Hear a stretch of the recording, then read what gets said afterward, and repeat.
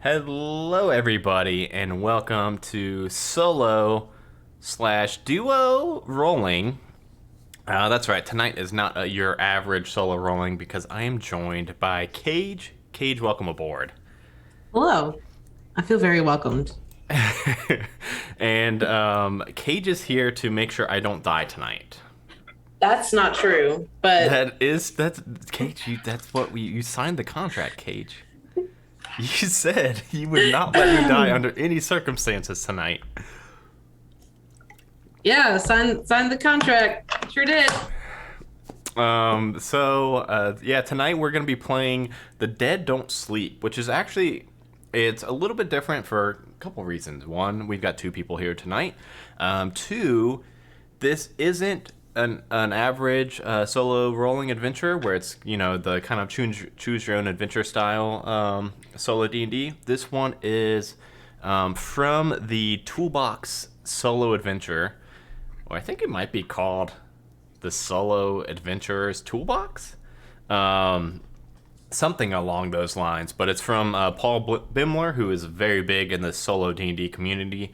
Has a lot of adventures. I think I've ran all of his actual standalone adventures, which is why we are here, where we have had to search for some more adventures. And so this is a little bit different. This toolbox for solo adventures usually is like a 200-page document that has just absurd amounts of tables where you can run a lot of randomized games with the same tables. However, this is an actual adventure that, if I'm not mistaken, one of his playtesters, this was kind of the order of quest line that they went down. And Paul ended up making it into an adventure where he just pretty much took some of the specific tables from that toolbox and put them in this adventure so that they're a little bit more themed. So while me and Cage are running through this adventure, if I'm not mistaken, it has something to do with a graveyard. So if there was any tables about like deserts or anything like that, Paul took those out and left in more of just, graveyardy stuff. So why don't I'll go ahead and introduce who I'll be playing tonight, because Cage hasn't heard a lot about my character. So my character is named Dan with two N's. That's very important to Dan. And Dan is a bugbear, level 5, age 10. So that's important. It's not the other way around. He's not. Well, no. Yeah, he's not age 5, level 10, though that would be cool. I should make him age 5 now. No, it's okay. We're going with it. He's 10 years old.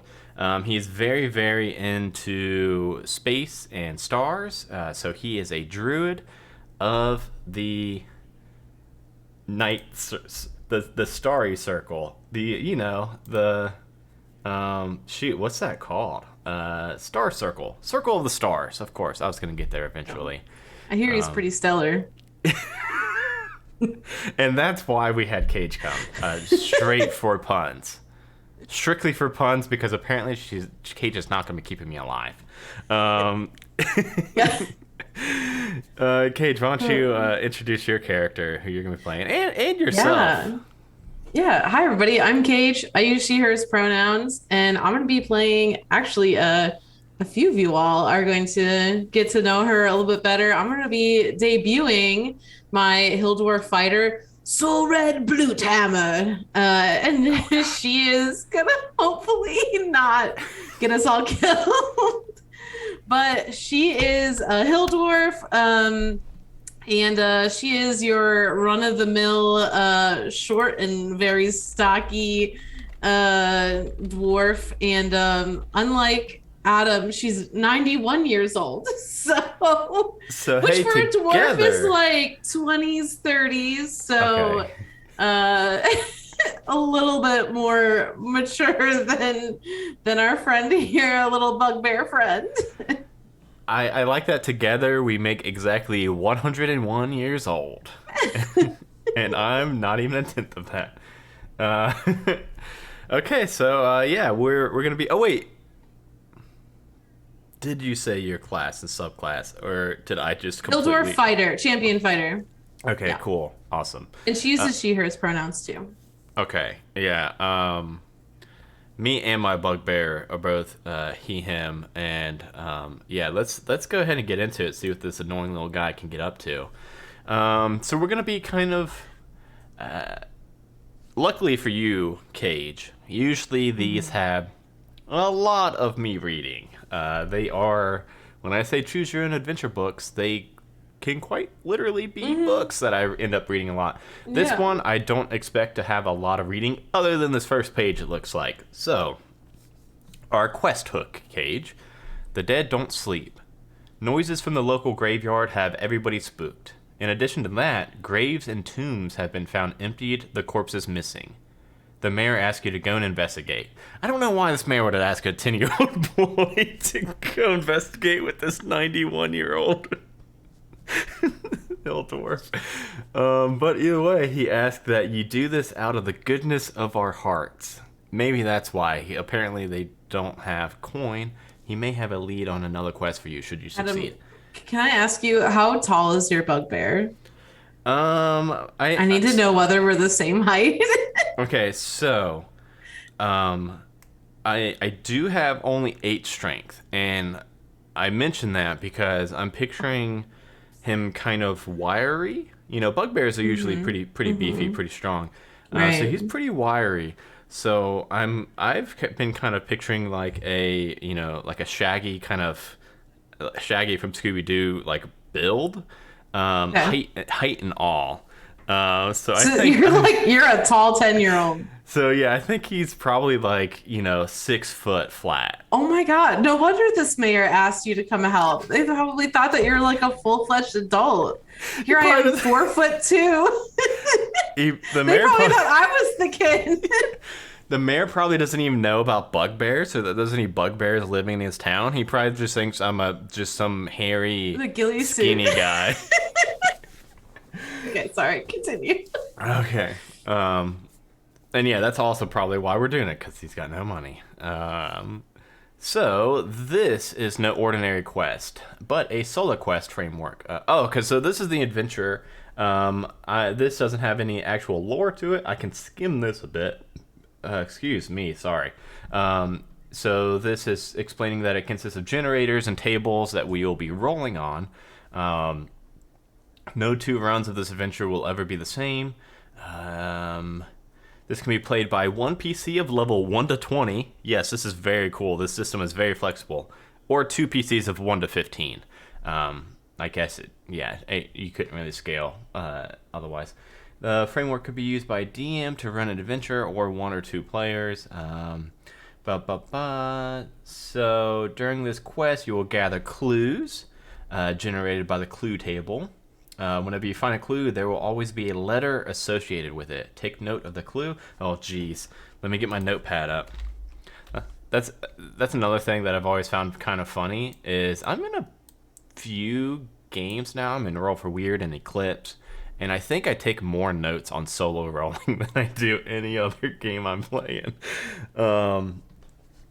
Take note of the clue in the letter. Near the end of the quest, these clues will determine what has caused the disturbance. So that's cool. And the nature of the final encounter / boss fight. So keep careful note of these clues. Okay, as the night goes on and I drink more and more Trulies, I may need help remembering these. The beauty of the system is that you can play as a level 1 or a level 20. It will scale. Preparation. Oh, here's something we didn't do. As this quest system and solo play in general, it is quite challenging to take max HP. But I don't know if that means we also take max HP for us playing 2 players. It's more fun if let's just say we'll keep it how it is, and we're gonna have to rely on chat to heal us. Yeah. So chat, get those channel points ready. Yeah, I mostly don't want to make Cage mess up her character sheet for Eclipse. Though you would be pretty buffy coming in. Oh yeah. Because I Storylines. think I have like a. Yeah, how Don't I much have HP do like? you got? What are we working I'm with? at 55 HP. Dang. I've But got I think, 33. well, I have like a +3 con. So could you Mm. imagine that with max HP? Oh, yeah. That would be pretty gnarly. Uh, Um, yeah, you know what? It'll balance out. Usually, chat's pretty nice to us, or to me. Usually in this show, where they will either okay, and then as soon as I said that, I think Johnny gave me disadvantage. So now I'll have this. unfortunately, I currently only have enough channel points to use the honk sound alerts. That'll be very helpful.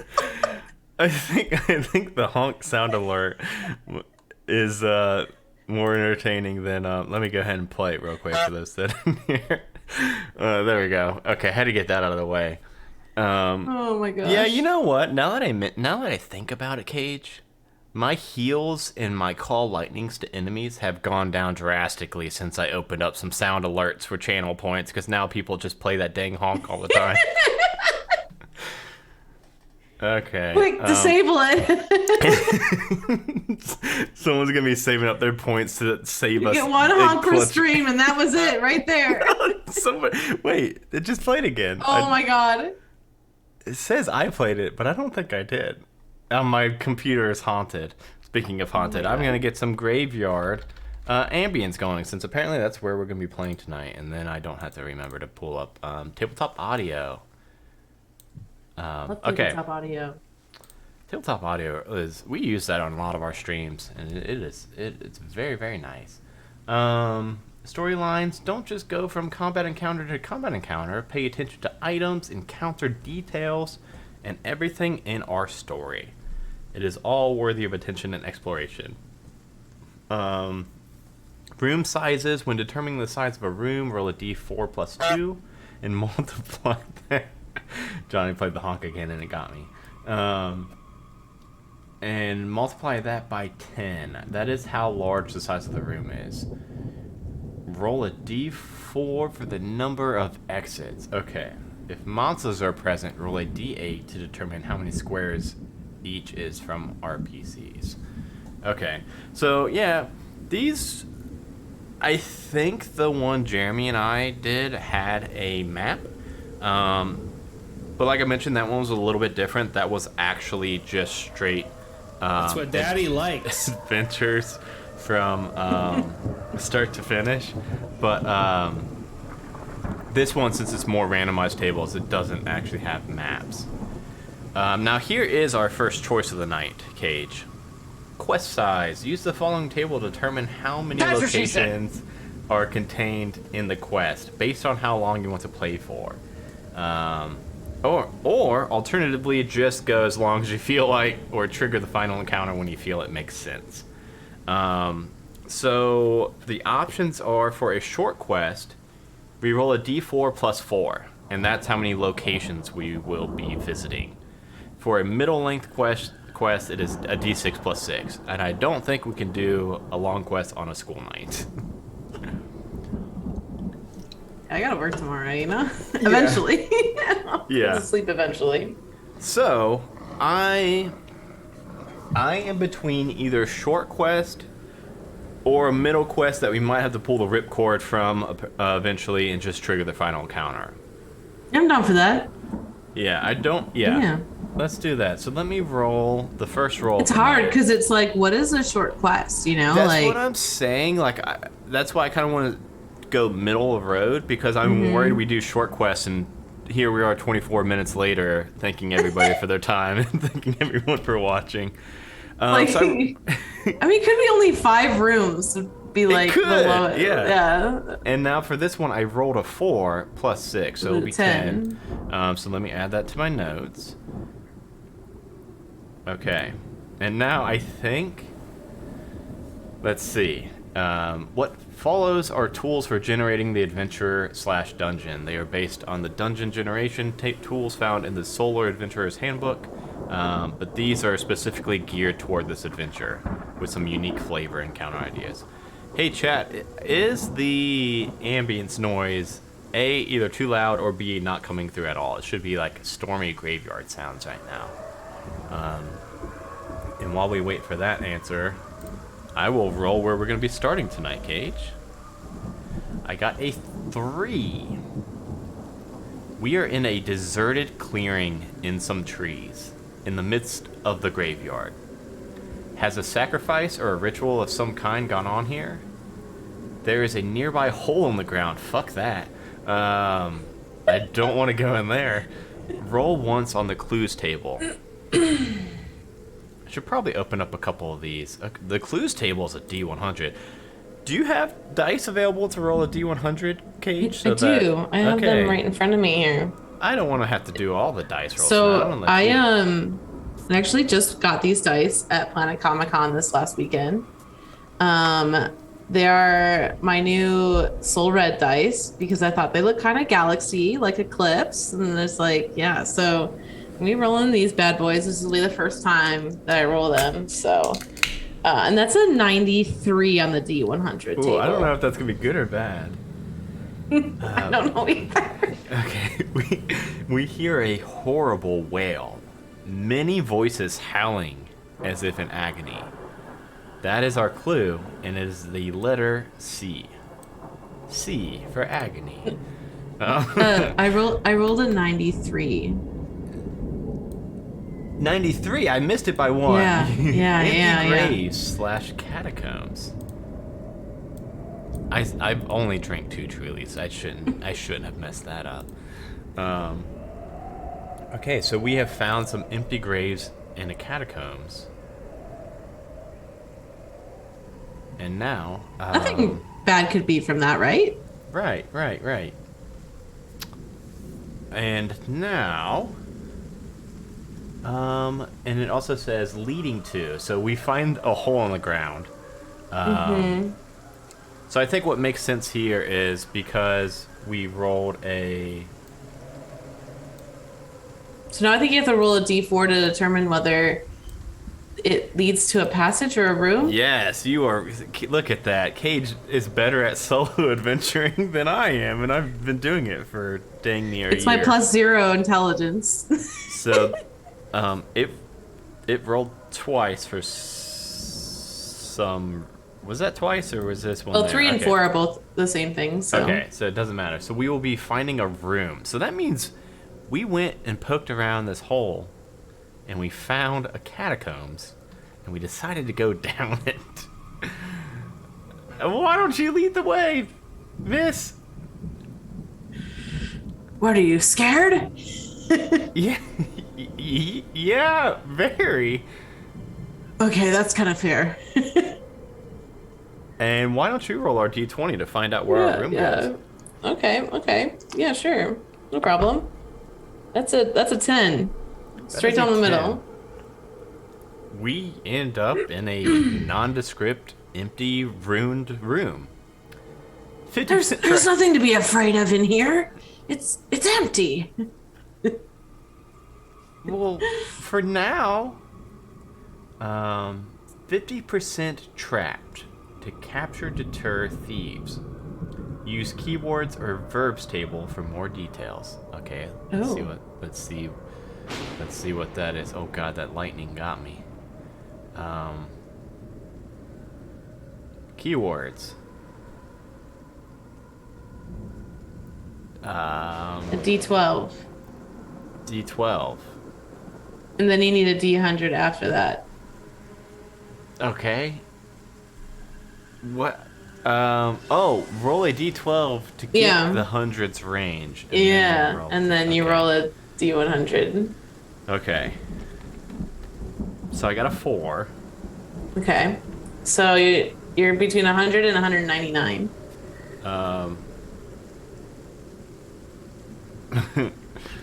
So I'll roll a d100, I think. So I got a 67, so that would be 167? 167, yeah.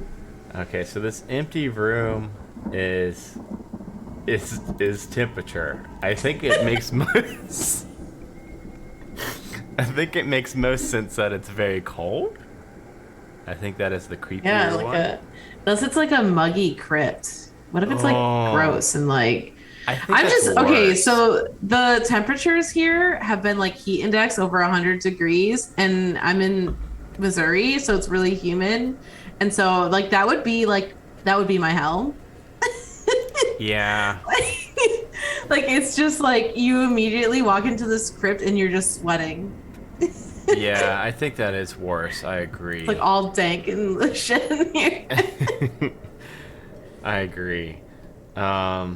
Okay, so we end up in this really muggy, empty room, and then and now we roll to see how many doors there are. We'll get this, people. We will get this. This is a little bit different than we usually. Once we hit the 9th room, we'll remember what we need to do. It said how many exits each. Here it is. Roll a d4 to determine the number of exits. Okay. Mm-hmm. So we go in this room, and it's really muggy and kind of shitty, and it's got 2 exits. I don't know if that's gonna count the hole we just came out of, or came from. I feel like it would have to, right? Yeah. Because you have a D4. Oh, I don't know. Maybe not. Let's count it. Let's count it so that we go through. So you go through first, and my body is so frail. I'm able to kind of like shimmy down right behind you and get to my feet. And do you need a light? Can you see? Of course I can. Can't you see? No, I Oh don't. shit! No, I can. Yeah, I can. I can see. I'm a bugbear, so I have a dark vision. That's good. Oh, good. I can make and then I produce flame in my hand. I can make No, this. no, put that out! Put that out! What are you doing? Brushing it on my Kids pants. these days. Sorry. All right. But after you.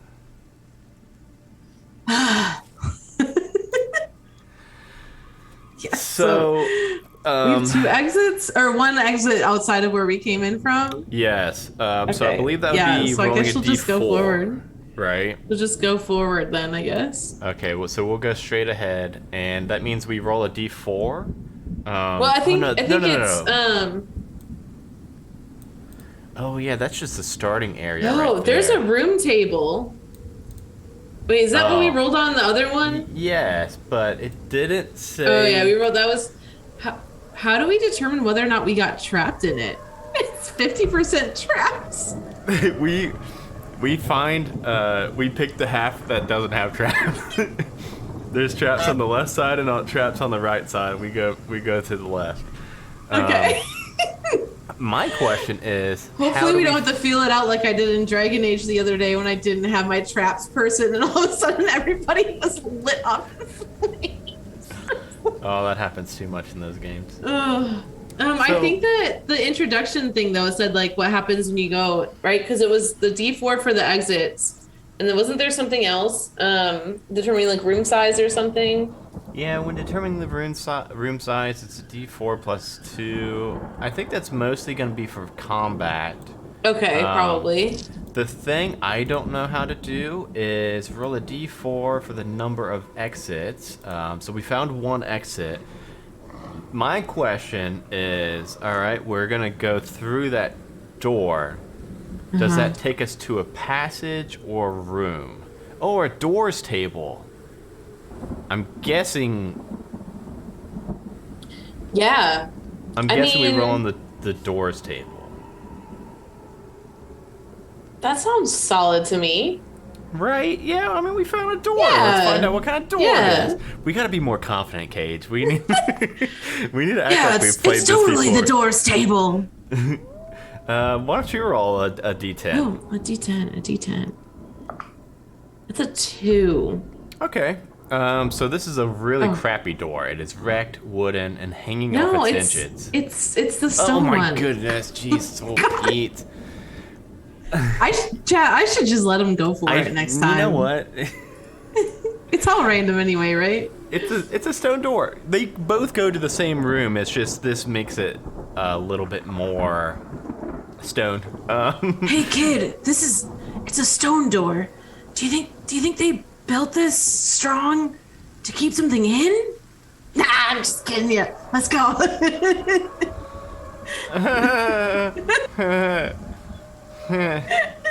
Yeah, surely not. Haven't we...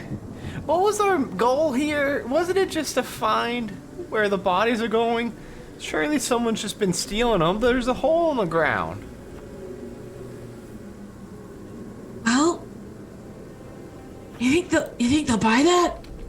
I mean, who's stealing them? I don't know. We're not even getting paid for this. You know what they say, kid. Exposure kills. Why'd the mayor want a little boy to do this anyway? Oh well, I rolled a 15 on the room check. Be fair, you're pretty tall, so maybe he didn't know.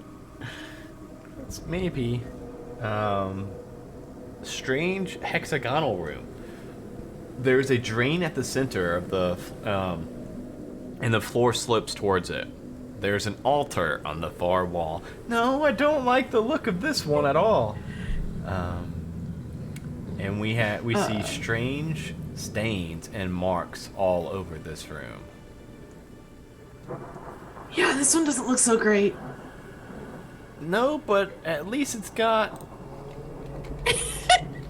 One accent. It's so that's when I realized that we do need to have this be other doors other than when we came from for this reason. Otherwise, we would be done. Loop back and forth into each room. Yeah. So there's one other exit. Yeah. Do you want to just skip right through? Just don't even. Let's not even look. You don't even have to look. I mean, I don't know. It's like an altar. Maybe it's got some clues on it. No, you don't think so? That looks like blood. Well, yeah, it kind of does, doesn't it? Yeah. Listen, I ain't real smart, so... We'll come back. You're not very smart, and I'm not very strong, so, I have +0 to my intelligence and -2 to my charisma. So, I'm dumb, and I just, it just comes out. So, do you want to roll on the doors table again? Yeah, sure. We'll get to fight something eventually, I promise. Is it a D10? Yes, D10. That's a 1, so that's another. Oh, another stone door. At least they're consistent. Yeah, there is something about having consistency in your interior decorating. I read about this in a parchment one time. In a parchment? Yeah, like when you. Never mind. I'll tell you when you're older. Ma'am, I know what. Never mind. Let's go into a natural 20 as this door swings open. Let's go into this, Oh, I like the way this room looks a lot better. It is a temple of a very wealthy noble. Their sarcophagus is surrounded by treasures they want to take with them to the afterlife. 25. Soul Red, stops and, puts her arm out. Don't touch anything. They always trap this kind of shit. Well, at least there's... Hey, looky there. There's only one door again. So, I mean, we can keep on going unless you're gonna grab some... I could use a new telescope. It says 25% only partially looted. Roll on Toolbox board table and divide results by half. Okay, roll on. So did we get shit? Yeah, I think we're Page 151. Oh, that's a big document. Page 151? That's the full-length document, I'm guessing. Oh, okay. But I would have thought that they would have put that in here, too. I think I have that document, but I don't know if I've got it downloaded. But I can check real quick. Surely this won't take long at all. So. Well, I mean, I don't know. There's some pretty cool looking stuff in here. That's. Maybe maybe just one thing couldn't be too bad. Well, don't. What is that? That looks like underwear. Put that down. I don't think you should be taking that. Get that big. Get that big thing. Thing looks like a cat. Oh, this. Are you doing this? They're identical. They both look like cats. I gotta be honest. I was bluffing. I don't know what a cat is. 151. I hope that's the right page. Yeah, page 151. Here it is. What was the treasure chest called? Or like our I don't know. You're on Oh, yeah. a different page. I can't see. I forgot you. I'm don't like have you. the I'm not document. taking notes. Why? I can see only what's on the stream. Yeah. Roll on Toolbox Horde table and divide by half. A couple crowbars. 12 crowbars to be exact. That's a lot of science. Here it is. Oh, I think it's just gonna be a lot of gold. So we roll a. Oh, this goes based on our level. So. Oh, geez, there's a lot of. Oh, geez, there's a lot of stuff here. Oh man, this is a lot. So there's 100 gold. No. That is 100 gold worth of gems. And then there is. Wow. I'll just waltz into the eclipse with 100 gold pieces worth of gems and tell Jeremy it's your fault. There's 800 gold, Oh my god. but we cut that in half. Right. Yeah, you divide the results by half. We may be doing that. I may be doing that wrong. But we will. Yeah, we're gonna Do stick we with. need gold in this? No. Oh, okay, let's just keep moving. Yeah, so we'll say we've got some gold. We are not Yeah. empty on gold. We're not super excited about hanging out here for too long, but we stuff our pockets as we walk through. Oh, definitely, yeah. I'm not even sure what I'm wearing. I've got leather armor. Okay. This But probably got a couple leather pockets in it. Yeah, I've probably got some pockets sewn in, and I'll have to like drop my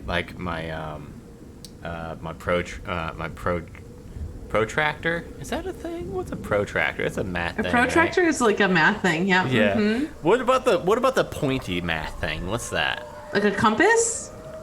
Is that called a The one- compass? A compass is the one that helps you draw circles. Yeah. Why would they call it something that already exists? What came first, the compass or the compass? Because whoever named the second one. Chat, here was we are on the Majestic Goose Network asking those tough questions. What came first, the compass or the compass? Oh, thank you so much, Jacob. Thanks for clearing that up for us. Said the compass came first, way before the compass. All right, back to business. So there was only one door here. You've been having good luck finding us those stone doors. Why don't you roll on this door? So, can you go back to that previous page for a second? Yeah. I think whenever it says that there's like a 25% or whatever, I think that leads to another table. So when we were on the 50% traps, I think we probably had to roll a D100, and if we hit like whatever the mark was, I think there might be like a traps table. Maybe not. No, am I making that up? Well, surely they didn't close out of that other document I was referencing. Well, because it says 50% easy encounter, so I think there's a 50% chance that there's an easy encounter in there. Yeah, and we need to make sure we're not doing it wrong, because we've got to get some fights in tonight. Yeah. And that's even how I pitch it to you. I was like, it's mostly just fights. So, yeah, because see, there's, like the passage table says to go to a doors table. So, I think when you're in a room, I don't know. I did I find don't the know where trap that would table. I found a trap table. Okay. So if Because we what did this room say on it? Because it says go to in the second column. Our room was on a different page though. We're on the rooms table. our room was this nice one right here. 25% only partially looted. So I think we would have had to have rolled to determine whether or not it was only partially looted. I don't know. Yeah, so okay, going forward, how about whenever we see a percentage, so it says like 25% easy encounter. Yeah. What we do is we roll a D100, Right. and if it's 1 to 25 would be an easy encounter. exactly, yes, and Okay. then we'll go to that. And we'll start that right now. Trapped, if we roll a 50%, like the first half, it wasn't, hey, we just go on the non-trap side. That's how we do it. Yeah. Because I do now have the other document also pulled up for us to reference. Okay. Because it's got a lot of, it's got like 15, 20 different traps on here. And I'm just eyeballing them real quick. Glad we didn't run into one. Okay. So is there a way that we'd end up back on the passage table though? That is how. Or is that just like at the beginning when doors? you go between a room? Look.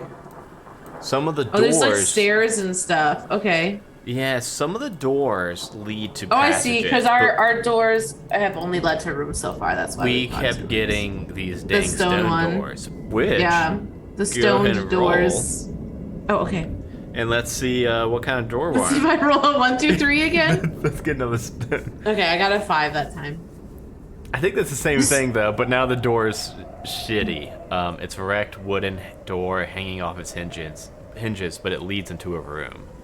Soul Red looks at you and is like, "See, they didn't take so much care on this one," and just like kind of like pushes it open, like it like falls open. Falls. I imagine like. Clanks to the ground, and we can see inside of the room, and we can see. I just got a 20. Let's roll it again. I don't want to just find another sarcophagus. 5. Oh. Divination room. Possibly used in rituals to contact the dead for guidance as a seance. Uh-oh. 25% chance for a challenging encounter. I'm gonna let you roll this first one. Okay. Okay. I was gonna say, would you... Okay, here it goes. 45. So that means no? Yeah, so it's, yeah, because it would have to be 1 through 25 for us to hit the challenging encounter. Oh, I really thought... This magic shit, I don't know. I know, I really thought something was gonna jump out and get us there. Whew. Can I say that in front of you? Shit, am I allowed to swear? You're just a kid, I don't. Oh. Yeah, it's... I've said a cuss before. I'm sure it's not. It's. I wouldn't be able to say anything that your parents haven't said in front of you, right? Yeah, they don't... I honestly, my parents don't cuss a lot. Oh shit! I mean, there is one door again leading from this oh my room. god! Also, Okay, I'll let you roll on the door table this time. Okay. Also, we're up to 5 rooms already. Oh yeah, we haven't done anything. I know. If it was the short encounter, we would have like be We've done triggering the. right. I wrote a 1 on the door. Another. Oh, look! They're back to the stone now. Oh my god. Okay, so you want to hear something funny? Roll20 actually put out a tweet the other day where they're like, some people contacted us saying, you know, you fudge our rolls on us. And they're like, no, that's totally not true. Unless if you roll 2 ones on advantage, then yeah, that was us. That like was all Steven these ones. counting. Okay, so yeah, no matter what, we are going to hit a combat because there will be eventually the final encounter room will be triggered. I assumed there would be a lot more encounters heading up there. Yeah. But yeah, taking our child Right. into a haunted I believe graveyard in you. filled with traps is the one thing.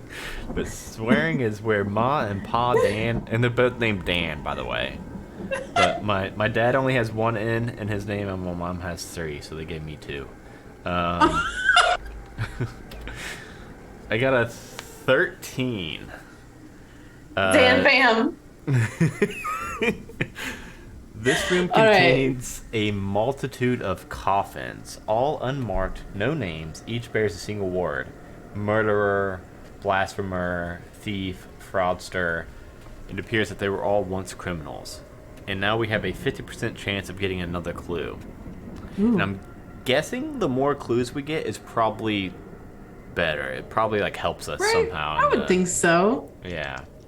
All right, my lucky dice. I'm gonna roll. I'm gonna roll this D100 here. 50. So we need a 1 to 50. That was an 81.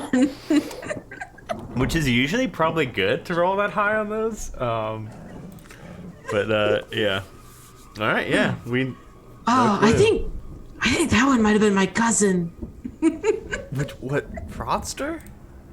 The thief. Oh, was he named Thief or was he a thief? Because I don't think these are names. It's kind of one of those self-fulfilling prophecy things. His parents They named him Thief? and then he was a thief. I mean, How wild is that? I mean, check this out. My parents named me a day, and I'm turning into one of them. So, hey, there are 4 doors in this room. Did you notice how many doors there are here? There's so many doors. Should we just go around and check them all out? So should we go through the murderer door, the blasphemer door, the thief door, or the fraudster door? Let's see. Yeah, they all have a door like right behind them. How about we roll? Should we roll for all 4 doors, or do we choose which one we're going through? That's what I was thinking. Like, should we like go up, like peek? Like, nope, don't want to go in that one. Look through the keyhole. Or should we just go up to the first door and just roll and treat it as? Well, I mean, one of them could be an archway, so you could potentially see through that.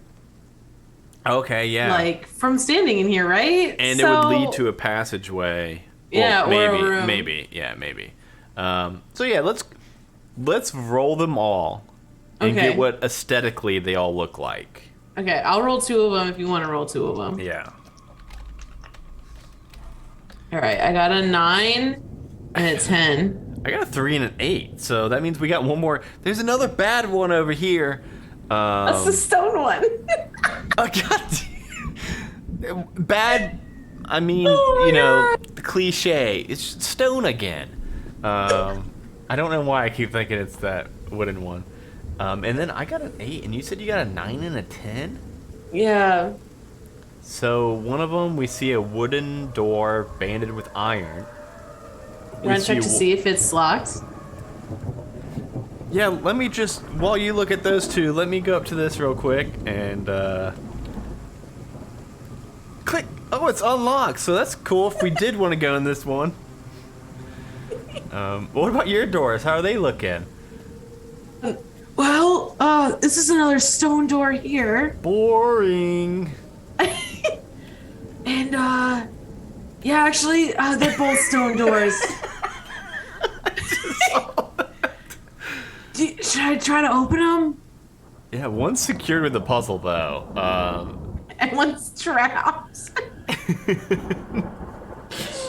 I don't know. We got a wooden one hanging on. I mean, I can look behind this wooden one that's hanging.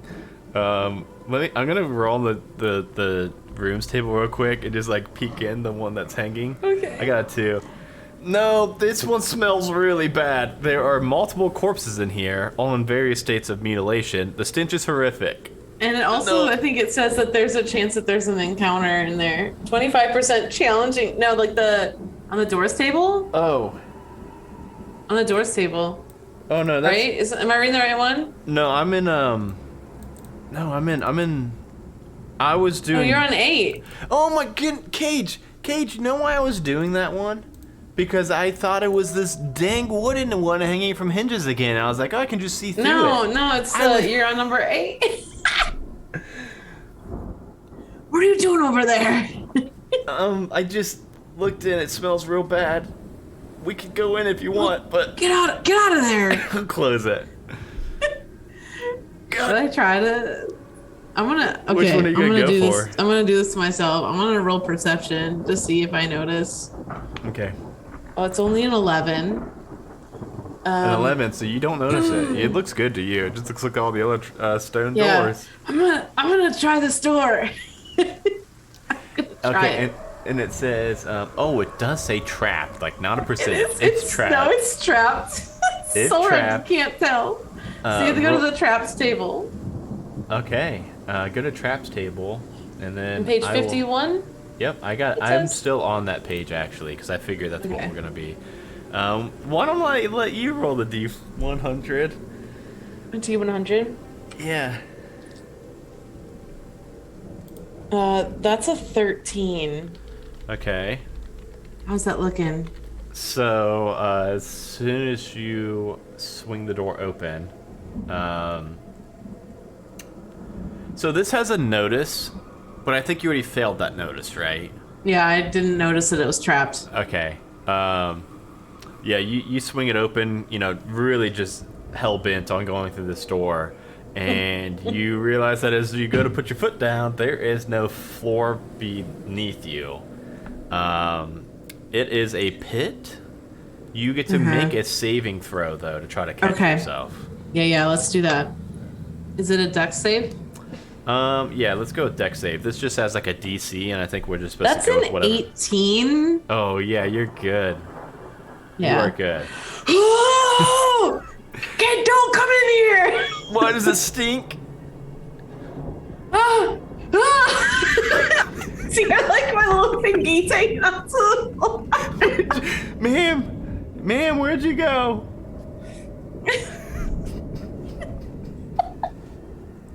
Just stay back. I'll be there in a minute.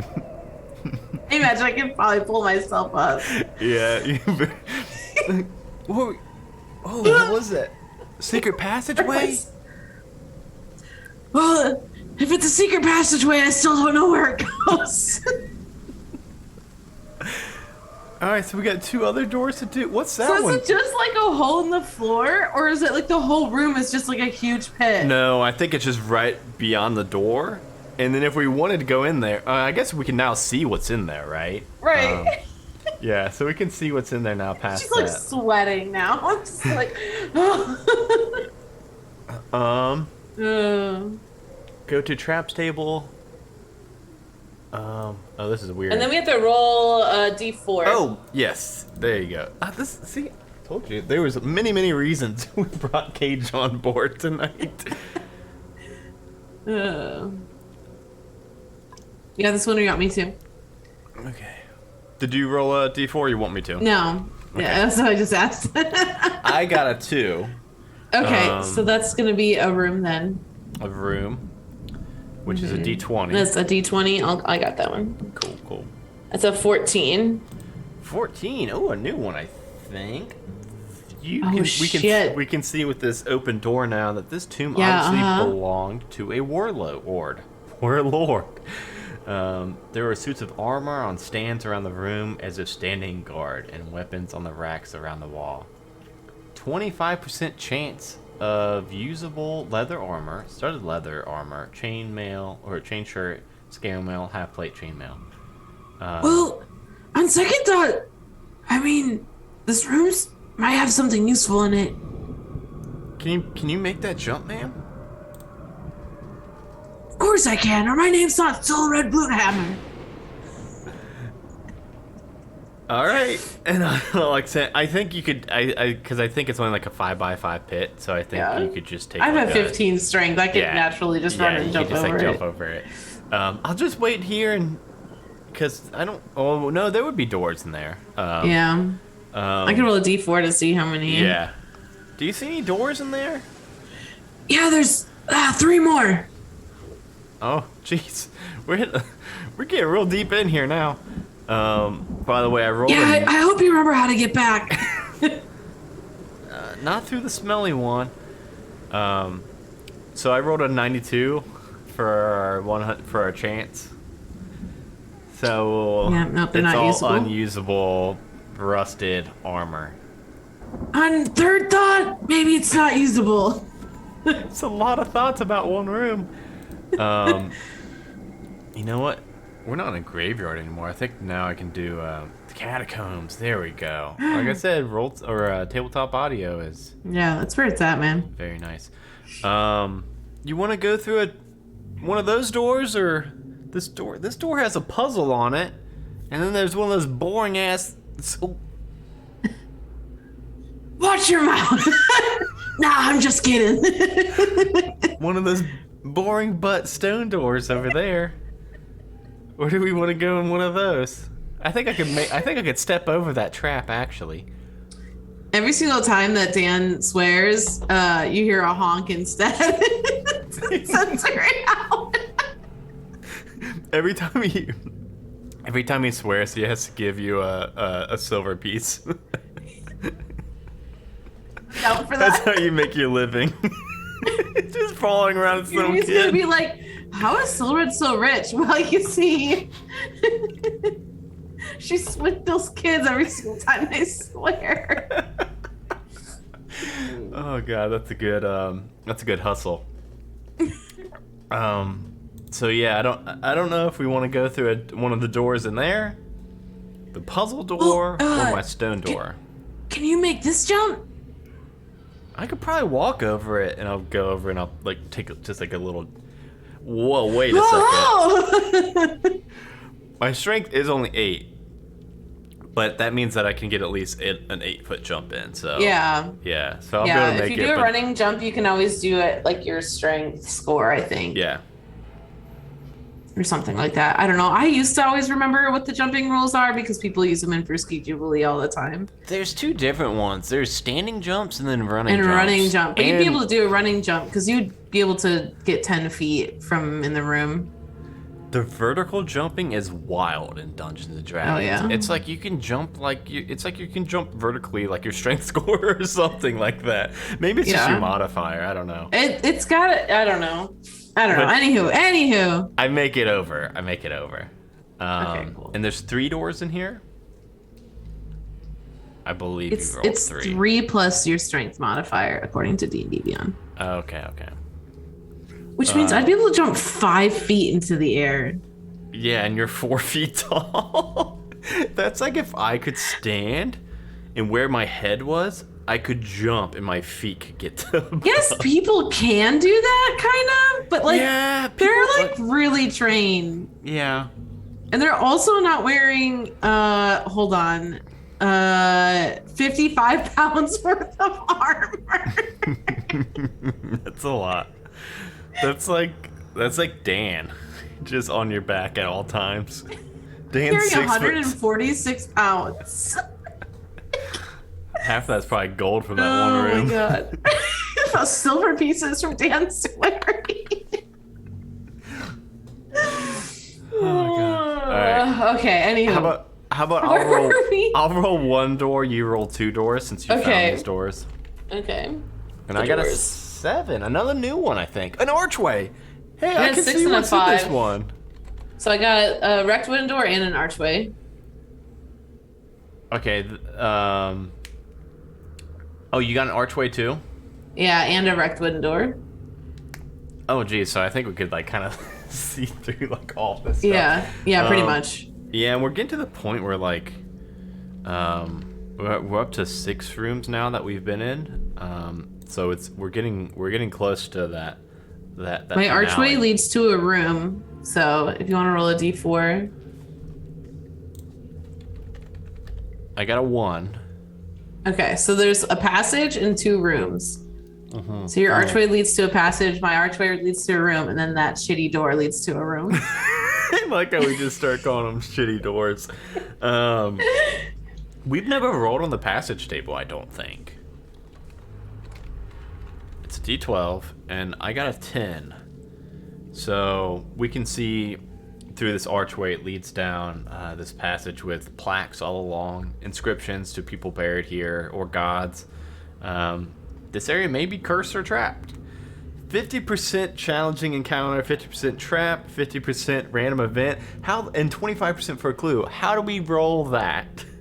Do we I think roll you them just all roll them separately? each individually, Probably? probably. Yeah. I think this passageway feels really good. I like this feel. Yeah, I think we should go this way. Okay. Because also, the archway tab has, where is it? Has a 25% It was on the same that they're page. trapped. Yeah. So let me roll D100. 52. Okay, so for the archway. Okay, so the archway is not trapped. We pass through the archway. Yeah. And while we're walking down with these plaques all around us. See, nothing to worry about. Oh man, we just barely escaped that challenging encounter. Well, no, this is for the challenging encounter. Right? That was for the trap, for the archway trap, that 52. But the 50... and now I'm rolling right now for challenging encounter. 53. Oh my God. So we're just... Oh, what was that? Did you hear that? Oh, it's just your imagination, kid. Let's go. It's just my imagination. Oh my God, But there's a trap. Yes. I keep having trouble finding this. Oh, here it is. Here, while you do that, I'll roll the other two. Yep. 81 for the trap. Oh, God. We didn't get the other two. Well, that's good, because as we're walking down, the walls begin closing. Hey, kid. Am I getting bigger? I don't think so. And run! Like, is it like the walls themselves are moving in, or is this like Willy Wonka style, where like the door at the end of the hallway is smaller and it feels like they're closing in on us? No, because this has damage. Oh, okay. This will be, so it's got a DC 17 saving throw, which I think athletics is going to make most sense, right? Yeah, probably that, or well, probably like dexterity, right? So like jump out of the way. Athletics would be, I feel like, if you had to like keep them from closing in on you, but you're trying to avoid them. Yeah, I think we're trying to run and get to the end of this hallway. And as we do that, no matter what, I rolled a 5. Oh shit. I Do don't we have decide any... on dexterity or athletics? I think you could probably make a case for either. I think athletics is like straight sprinting, but then you can also... I like that. I like that, because that's an unnatural 20 then. Cool. Whereas I would not have passed otherwise, I don't think. Your short legs just carry you. Oh yeah, I'm me. Bolting. And I'm like, ma'am, wait. So I'll get. I mean, obviously this isn't gonna kill me. Let me see how much damage. I mean, I don't think it's gonna kill me. You say obviously, but yeah. So I'm gonna be taking 7 + 5, 12 points of damage. That is over 1/3 of my health. So we'll say that like I stumble, you get out into the next room easy enough, and I pick myself up and like. But when I get out, it like crushes my foot or something. Oh my God! Yeah. And yeah, so I. Oh my God! Are you okay?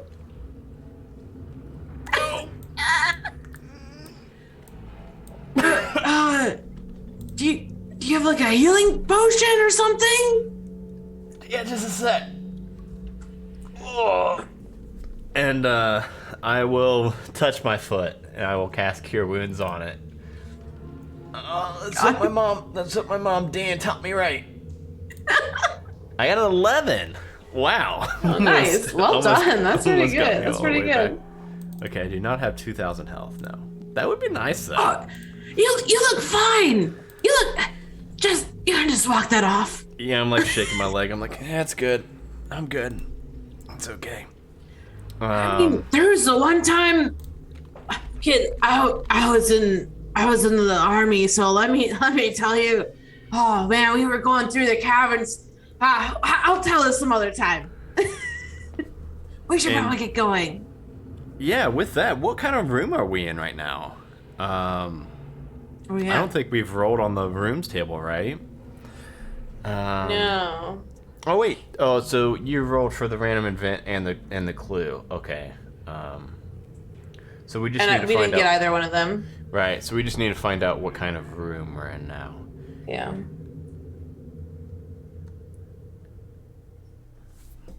Because the passages don't, they always lead to a room, right? I think so, yeah. It'd be weird if a passage led to another passage. Another passage. It's just like an antechamber of passages. Yeah.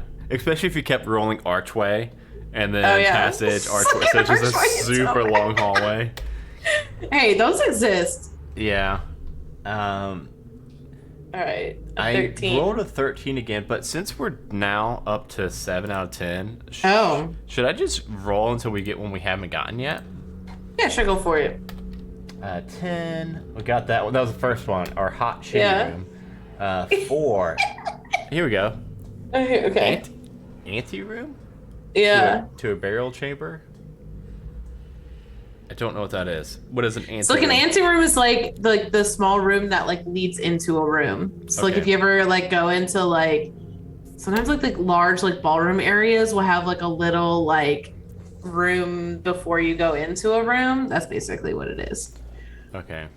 It has. So it sounds like it sounds like there could be something out here guarding it. I rolled though, and I got a 28. Luckily, it was only a 10% chance to be guarded. Yeah. I think we're gonna be going into the like finale. a big foyer.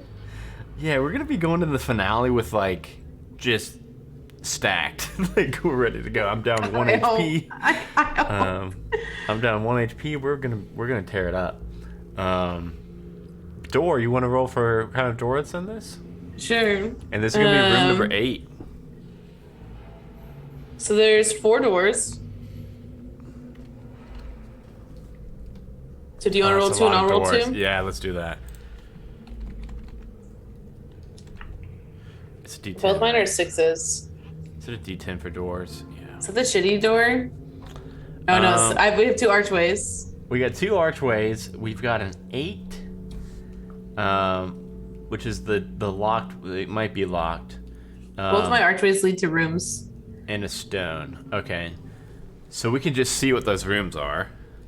So we'll look down They the have hallway. 20. Oh yeah. I guess we'd have to go through them to know whether or not they're trapped. Yeah. So we see one room filled with a cupboard with musty old robes. And then we look and see a cremation chamber. Oh, that smells cute. like burnt flesh in the air. Probably shouldn't go to that one. No, I was right there with you. We've been avoiding stinky rooms. I think we should keep doing that. I think that's a good plan. And then mine. Let's see if it's locked or not. I think that means it's not locked because I think That's not locked. Yeah. There's 25% chance to be locked. Do you want to go in the dressing room or in this one? I mean, let's just. Which one smells the least bad? Let's see, because that one does literally say musty. So I'll open up this door and see what's in there. A 14. That one we've already done. Yeah. An 11. Simple 2. There you go. Several That'll be good. comers. We'll do. Yeah, that's probably doesn't smell as bad, right? Yeah. This is just like a simple tomb. Let's see.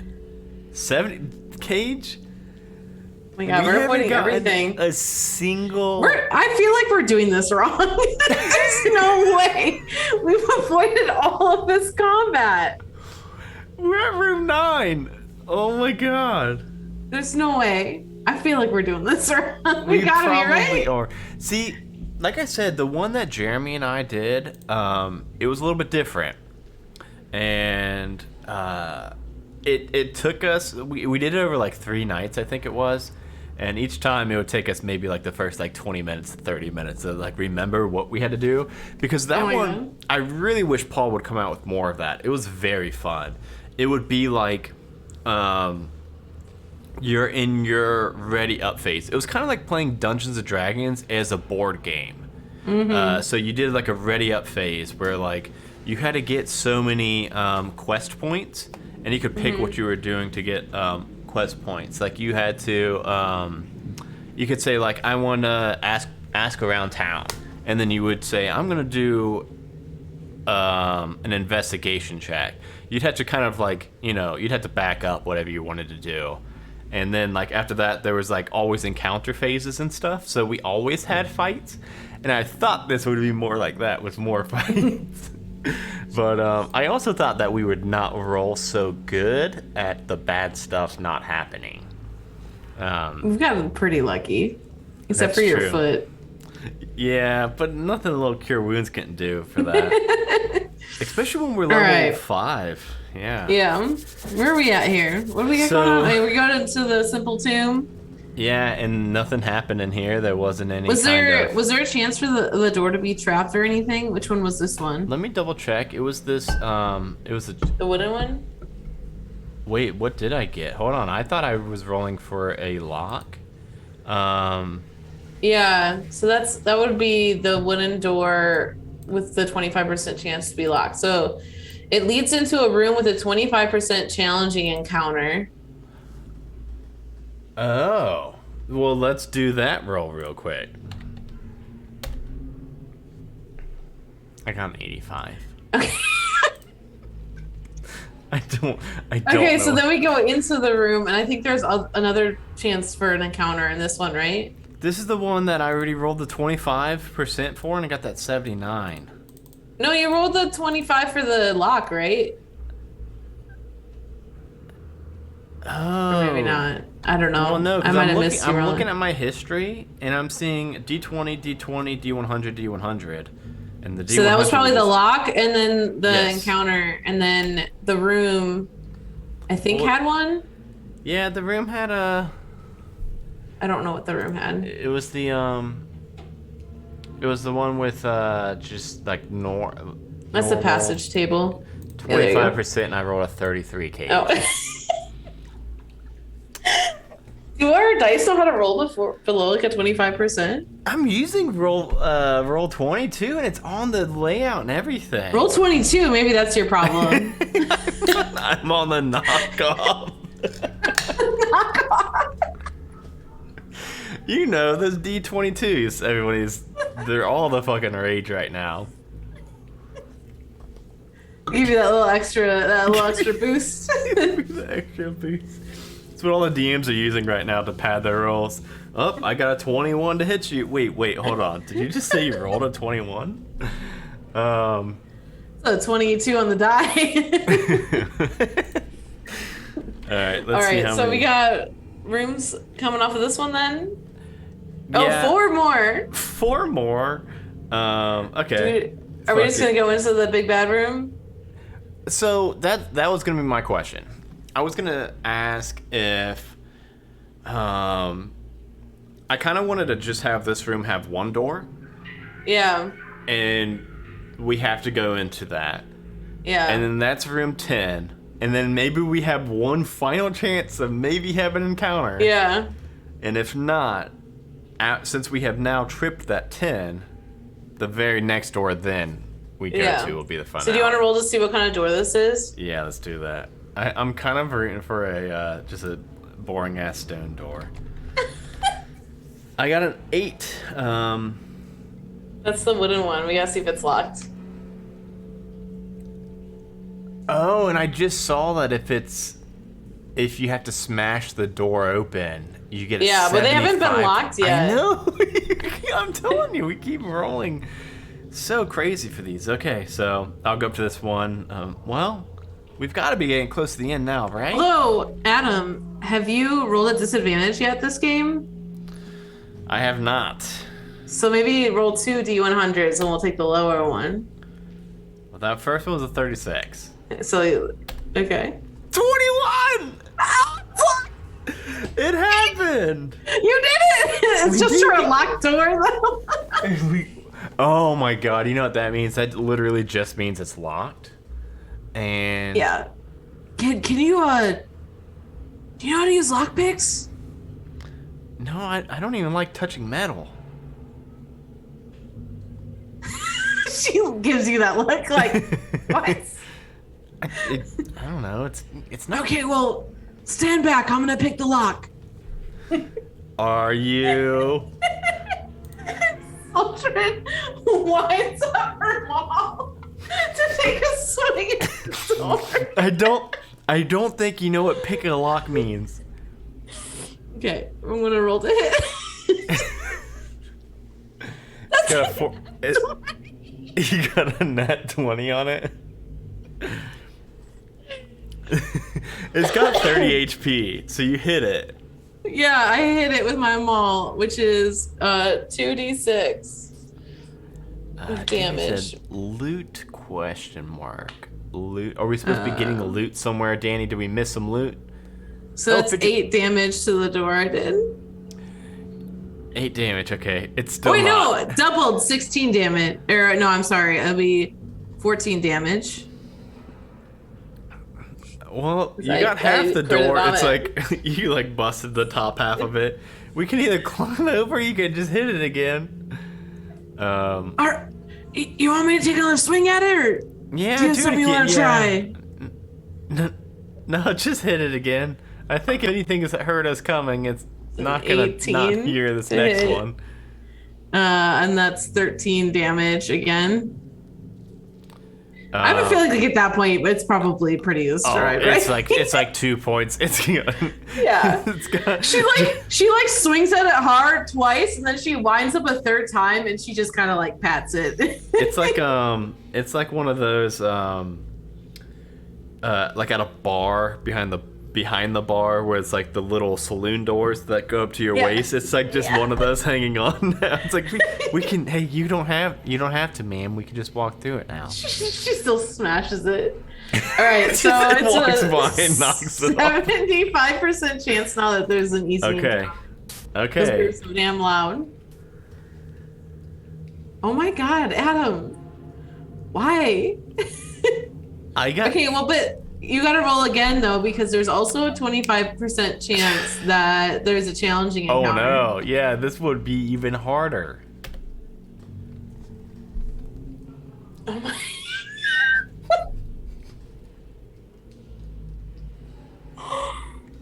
Okay. What are the odds though? You gotta roll again to determine whether there's loot in here now. Oh yeah, if door's locked. Yeah. Yeah. Okay. At least I'm consistent. Oh my God. There's got to be a point where we're below 50%, right? Yeah. Okay, so we walk into a room. Great. And we haven't seen this one, right? We're coming from the room that was the commoner barrier. Yeah, we don't know this room. So we don't know what this room is yet. I'm gonna keep rolling until we get one we haven't had. We saw the cremation chamber. We haven't gone in it yet, though. That's true, and I guess there's not really much in it, though. Ooh, this could be a fun one. Okay, yeah, I like this. So we end up in a stinky room. Yeah. With multiple corpses. Just like before when we first saw it and we bailed on that room, but now we know like we have to keep going through here. Yeah. We have to make a Soul Red like puts her cape over your face a little bit, like, okay, this is the only way, huh? I think we've got to go through it. And let me make my con saving throw real quick. Oh my God, if I fail this, I'm gonna be real sad. Oh yeah, it says con check, which is unfortunate because you're probably proficient in saving throws. I got a +1. I got a 14 and I needed a 15. That's what I rolled. What'd you get? I rolled a 2. So we are both just hacking up a storm. We are exhausted for the next 10 there's a reason minutes. we've been avoiding these smelly rooms. So level of exhaustion, I think, is disadvantage on ability checks. At least ability checks, if not everything. If not everything. No, I think level 2 is like everything, right? Yeah, it's probably just ability checks. Disadvantage on ability checks. Okay, well that's not as bad as I thought. I thought we were gonna be going into the boss fight with just disadvantage on everything. No. Okay, so. But anytime we have to do like wait, no, that's not even saving throws. Yeah, it's just ability checks. So We've only gotten one clue so far, right? we have got. Yes, we only found one. So Okay, cool. this is door 10. This stank room. Man, I'm actually very bummed we didn't get to do some of these because look at some of these fights we would have had if we would have had encounters pop Pretty off. brutal. 4 specters, 4 ghouls, a ghost, a flame But this skull. final battle is gonna be boss, and we're gonna all die. It's gonna be fine. That's true. Let me find out how exactly we go about getting to. So you can either go to your room count, which we actually made it to. I'm glad we didn't do a short quest. That would have been very short. Just go as long as you feel and trigger the final encounter when you feel it makes sense. It definitely makes sense here, and we're in the 10th room, so we'll have to be fighting in this nasty room. So we've got one clue. So let me see here. Final encounter table. Count up your clues. Whichever you have the most One. of. Yeah, we've got one, and it is D. Okay. Refer to the table below. So we've got D clues. The Gravedigger. Oh my god! Do you see how many creatures there are on this? Oh jeez, I was blocking that out. Okay, hold on. Wait a second. Hold on. Hold on. That's got to be different. The Gravedigger has been selling bodies to a local necromancer cult. Final encounter. So, my thing is,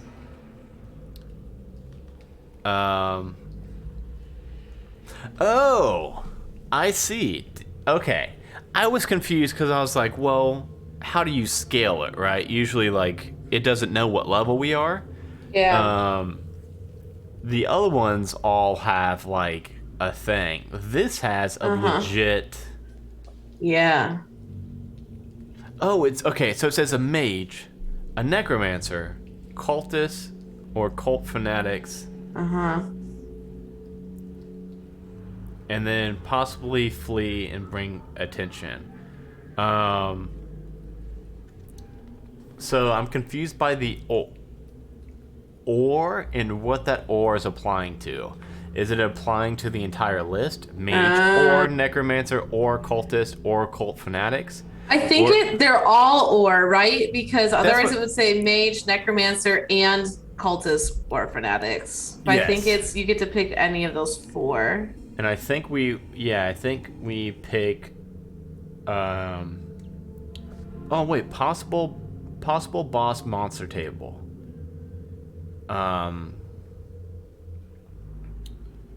So if we did, so let's see, we're right here.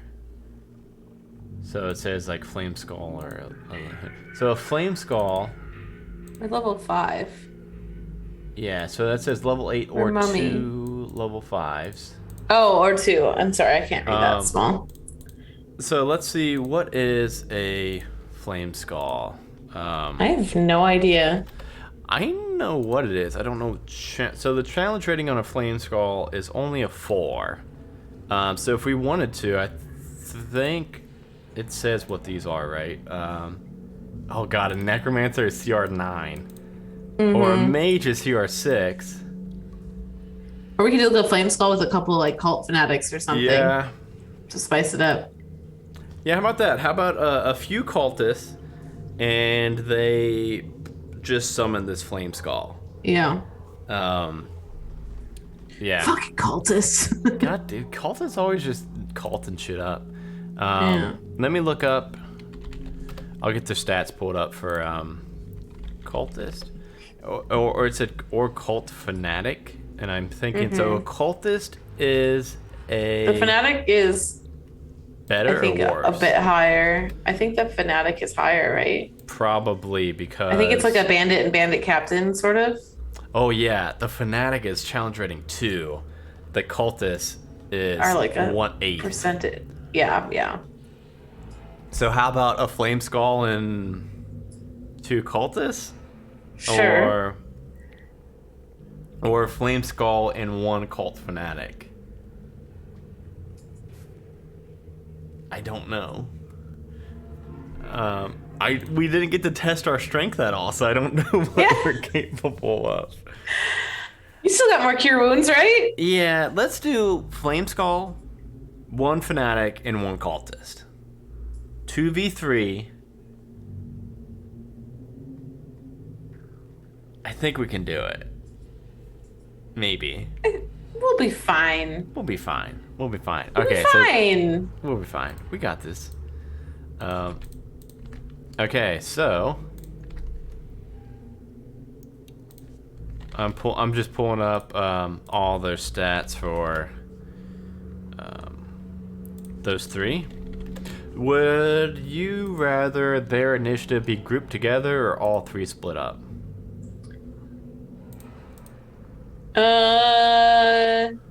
Should we do like the flame skull on one and then the culty dudes on another? I like that. Like we literally walked into this stinking room as they were summoning this thing, and Okay. Yeah. I'm gonna roll my initiative real quick. Come on, Dan the man, what you get? I got a 15. That's nothing to sneeze at. I got a 10. Well, good and bad news. Good and bad news. Oh. You get to go before the cultist. We both go after the flame skull rolled a nat 20. Oh god. Oh no. Oh no. Oh no. Oh jeez. I'm looking at what the flame skull can do, and I'm just sitting here thinking, like, man, how hot and heavy is this thing gonna be coming for us? Because this could be real bad. This could be real bad.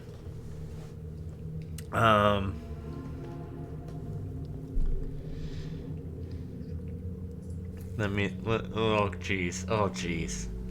Oh jeez. Are we dead? Is this what death feels like? Yeah, maybe. I'm trying to. I'm trying to do some quick maths in my head real quick.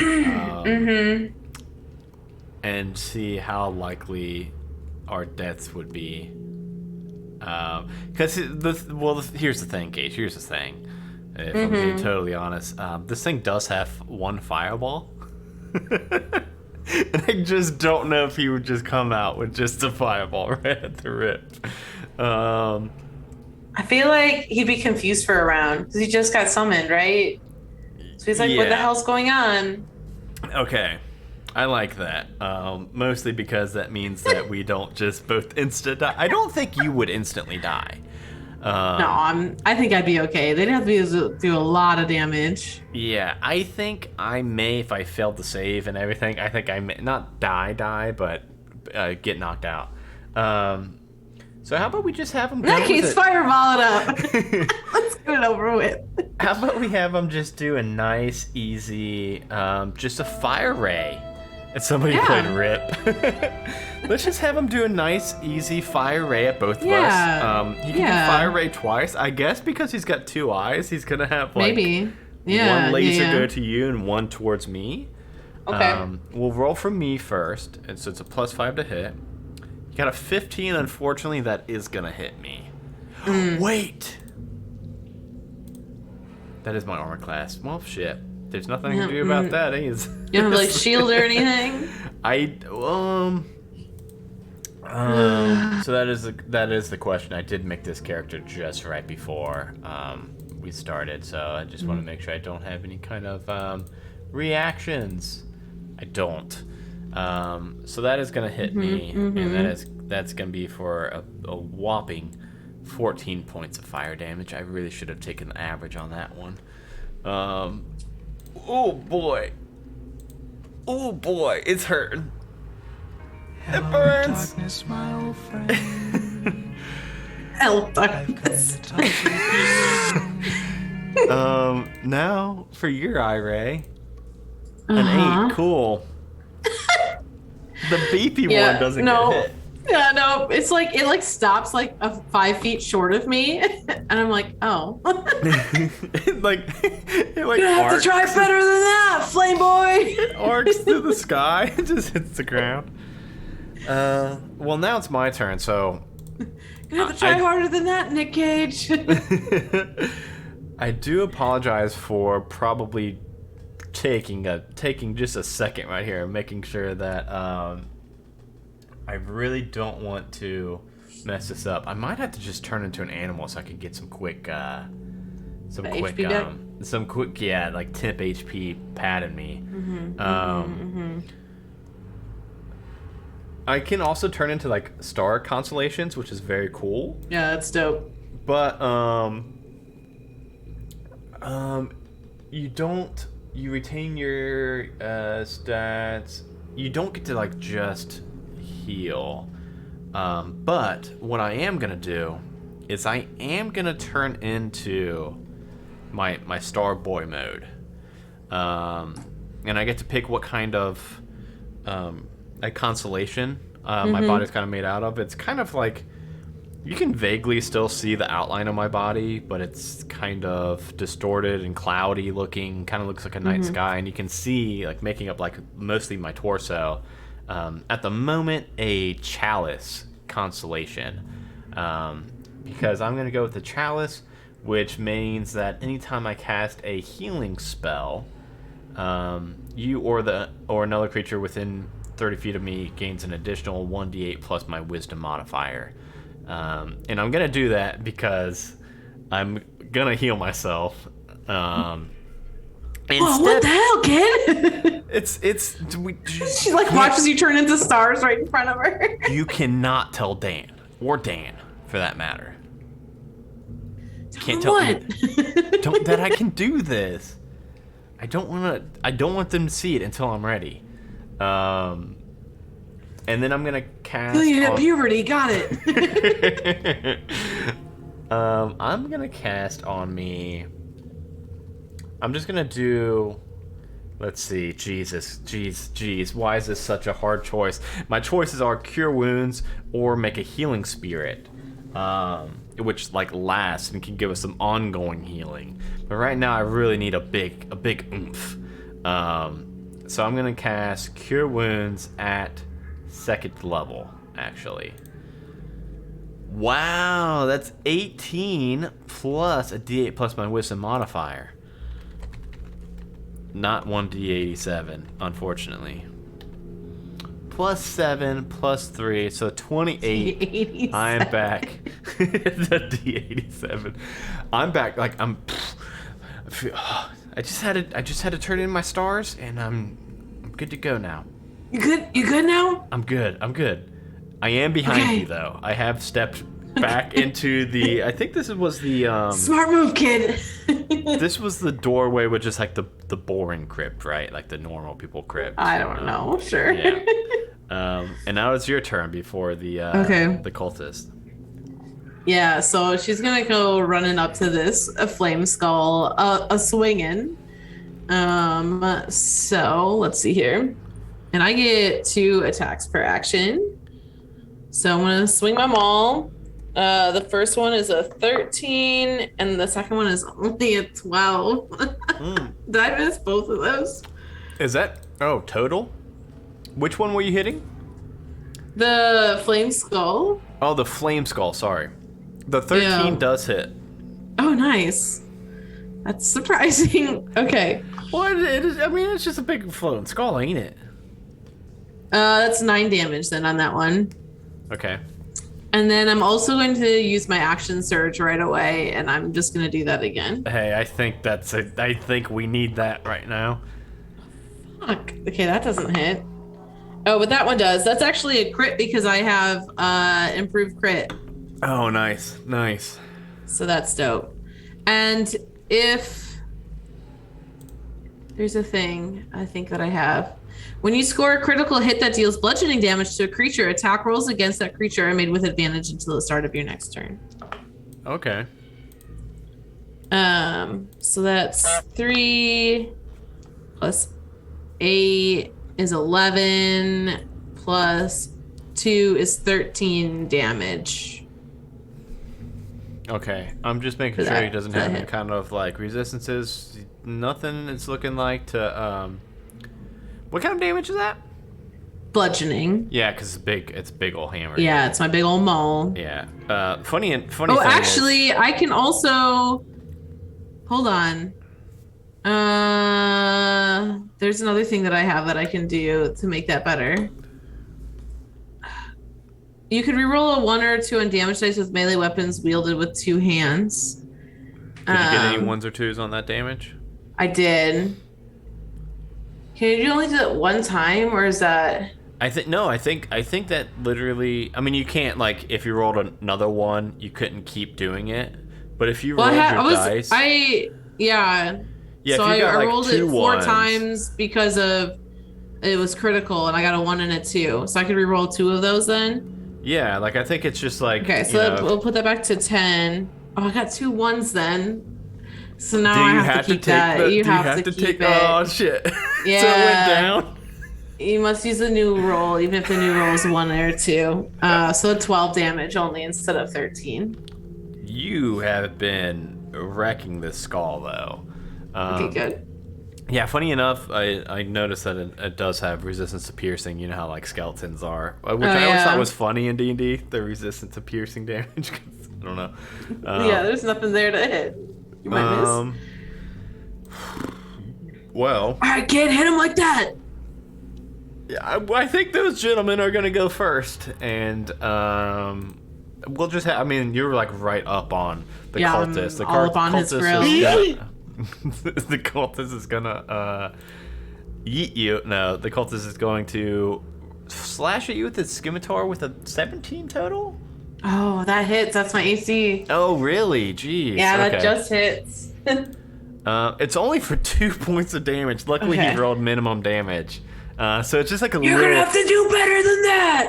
It's like while you're fighting this thing that he just probably spent like months trying to summon, and then we just come in, kick in the door, a little 10-year-old and a little 4 foot tall. I'm picturing like they're basically making a model car, and we just came in and stepped on it as they put the last dab of paint on it. We don't even know if they're doing anything bad with this thing. It could be a good flame skull for all we know. So we may be the bad guys. His head is on fire. We're doing him a favor. There's been a lot of blood in here too, and they've been stealing bodies. Fuck these guys. Dan doesn't say that though. So It's not. the better fanatic has some spells. I kind of like this. What the fanatic is going to do is going to create a floating dagger next to it. It's going to be using spiritual weapon. And when you cast a spell, you can make a melee spell attack.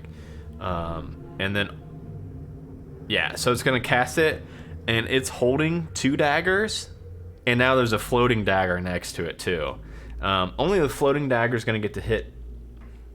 Oh no, it's not, because that was a bonus action to do that. I'm just trying to make sure I'm not using too many actions for the bad guys specifically. No, it's when you cast a spell, you can make a melee spell attack. Okay, so that would be to hit an 8. Does an 8 hit you? This floating dagger, does it get you? No. Just like clings off her armor, and she's like, well, it's really this thing's kind of like in a whirlwind of daggers, because the floating one tries to swing at you and you like sidestep it.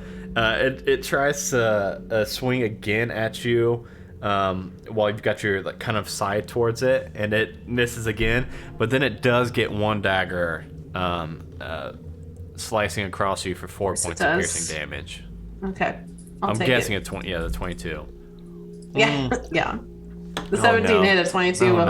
No, it's back to the flame skull. I think this is a fireball round. Well, I don't Although know I'm up about on his that. grill now. That's what I was gonna say. Yeah. You're up on it with its buds. Yeah. And I'm in the other room. It can obviously still see me, but I am like back Yeah. into the other room.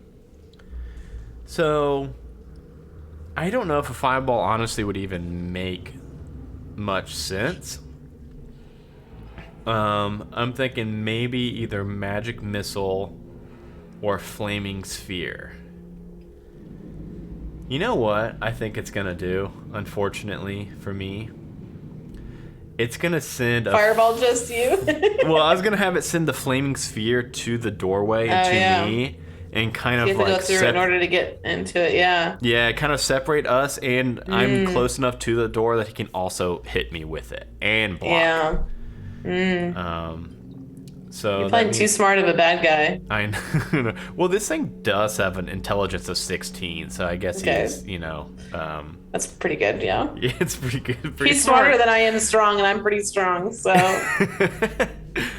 I know I made a 9. I haven't been very dexterous tonight. So how much damage does that even do? Is that, I think I can... 2d6 I will be taking. Only 6. So not terrible, but it burns some of my facial fur off, and now you can definitely tell I'm a 10-year-old boy. I did not look like as old as I just did a second ago. But it is my turn now. I've only been doing heals tonight, and you know what I'm gonna do? No, maybe not. I was debating doing my guided bolt because I fucking love that spell. So you know what? I am gonna do guiding bolt. I'm going to try to hit the flaming skull because I really want him dead. He is really messing me up right now. So I'm gonna cast guiding bolt on this thing. It's a +6 to hit. 22. Yeah, okay. Woo. Thank you. And the reason I love guiding bolt so much is it just did 17 points of damage to this thing. Oh damn! Is it down? That's a lot of damage. I don't know if I mathed it right, because it was supposed to only have 17 HP left. But I was gonna err on the side of caution and think that maybe I mathed it wrong. I was gonna have it with 1 HP left. Okay. Make me hit with 1 HP. I don't think I did get it wrong. I just felt bad because I felt like we're steamrolling this. But I mean, maybe we're just that good. Fuck it. Like I said, we got to be more confident, Cage. I said that at the beginning. I was like, we need to act like we know what we're doing. I had its HP at 17. I rolled 17 damage. I like to picture that I, in my story form, kind of held my hands out like a Dragon Ball Z Kamehameha, shot this bolt out. And for a minute, like before it died, it started glowing this like bright light. So it would have been very easy for you to hit it either way. But yeah, like the bones start to just crack and crumble. And then it's your turn. Holy shit, kid! Don't tell Dans. That's what I call my parents, Dans. Since there's anyway, kill them. And like you're left standing there. It'd be my pleasure. Two people next to you. Yeah, I'll self swing at one of them. Neither one has been hit yet, right? No, I don't think so. No. Cool. Yeah, so I'll get 2 attacks. That's a 22 to hit on that one, and then a 23 to hit on the other one. Well, both on the same one, but my 2 different rolls. So both would hit either. Okay. So Are I'm you gonna going attack. for the I'm gonna. the boss or the underling? Oh, is it a cult fanatic and a cultist? I forget. Yes. I'll go for the stronger looking one. Okay. That's the boss one. That's got the 2 daggers and the those floating both still dagger. hit. Yes. Okay, so the first one's gonna hit for 11. And the second one, I'm gonna re-roll because it was 2 ones. Ooh. So you can only go up I from like here, that. right? Yeah, I like that. Yeah. So it's 7 for that one. So 18 total.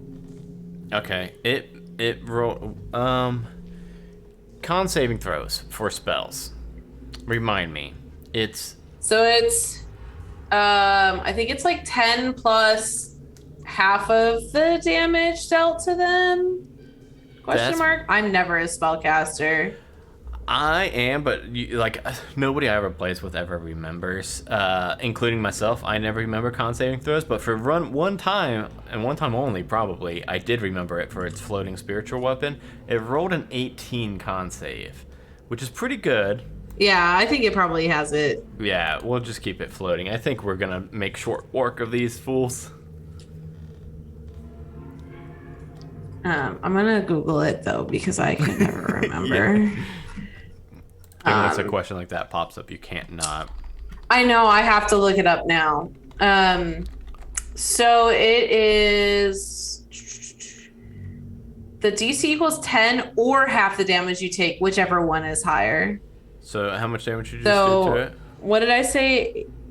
I think you did 18 points of damage. 18, so 10 because that's higher. Yeah. Would be So the yeah, it DC. saves. Okay. I know there's something with having damage. Yeah, and I knew that there was 2 options, and you took the higher, Yeah. but Okay. yeah. We were close. With our 2 brains, we almost got it. With our 2 brains, we almost got half of the rules right. That's the next podcast. Kids, I'm really excited. Complicated rules. I'm really, really excited for Eclipse. I think us 2 playing that game together is gonna be fucking bad news. Oh, fucking Dr. Shepard and Soul Red are gonna be the unlikely heroes. I just know it. It's gonna kind of be like this because Dr. Shepard is also almost fully a healer. Has like one attack thing, and it's guided bolt. It's missiles. His magic missiles and his staff. Yeah, my staff and my my guiding bolt. Those are my 2 things. Other than that, I've got like 40 different heals and buffs. But I've been solo. Good. I've been solo for so long. I know, it's so long. But okay, so that thing with 18 points of damage to it, it is still standing. Yep. But what is the concentrate? Oh, because it did this. No, the sphere was the fire skull, right? This was for the floating dagger. Oh, okay. Got a floating dagger, and it's holding 2 daggers. Oh, that's mean. It is mean, and it's its turn now. And again, it's just gonna do that. Come at me, bro. Yeah, it's just gonna do a flurry of 3 daggers. Holy cow. Those were 3 really good rolls to hit. That was a 19, 21, and a 15. The 15 misses. The 15 will miss. But the other 2 will be a total of 7 points of piercing damage. Okay. So the floating one hits and one in its hand hits, but then the other one misses. Ain't no thing. I probably still have more HP than you started off with. Yeah, probably. And then the other, the little scrubby cultist sneaks up behind you, and it's like, oh, I'm gonna fucking get her, and somehow like completely whiffs it and like trips and stumbles a little bit with a 5 to hit. And Sora just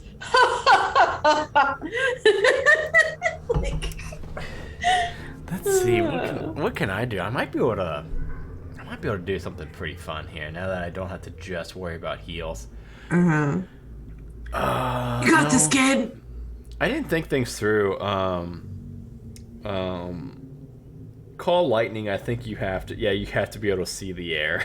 Like you have to be able to see the open sky for call lightning. Yeah. If you don't do well, I'm gonna tell the Dans about your star shit. Okay. I'm gonna do it. I can do it one more time, and I'm gonna do another guiding bolt. Okay. I'm trying to think if I just want to straight wreck the weak, like the really crappy one, or help take down the big one. I mean, Dan probably just saw the little one try and sneak up behind me and stab me, and he's probably like, "Oh no!" Well, I think this thing is dead. It rolled a 9 to save. Oh god, for my guiding bolt, that's funny. That's gonna be really funny. So that is for 21 points of damage, and he had 9 HP. It's just like, and then you just see his outfit, like his body's gone. Incinerated him. It's like a cartoon. It's just like his jacket and his mask and his hood, and it's just floating for a second, and it all collapses to the ground. I got it.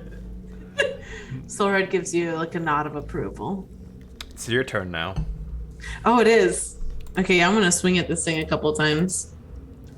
And I'm gonna start looking at what. This is a 17 to hit and a 14 to hit. They both hit. Yeah, 14. Really? They both hit, and this thing, I'm sure, is about to have a really, Oh, really that was a 1 and a 2, so I'm gonna re-roll those. So the first one's for 7 damage. And the second one was for 11 damage. You swing the first time, and you are rearing back, and you're kind of in this, this frenzy. You're swinging so fast that you don't even realize that by the time you're bringing down your second hit, which this is gonna be a good, this is gonna be a good swing right here. As soon as you bring it down, like it's already falling to the ground dead. Oh my god. And just for good measure, I'm going to use second wind, so I regain 1d10 plus 5 HP. Oh, that was a fucking 1. Cool, 6 HP I get back. I'll go back to just being a bugbear kid. Okay. You're really not going to tell the Dans about this? No, that was good fighting, kid. So I guess we got our answers, right? We found these cultists summoning that. Yeah, this is some crazy shit. Why did they do it in the smelliest room? I'm like holding my nose. I forgot we had disadvantage.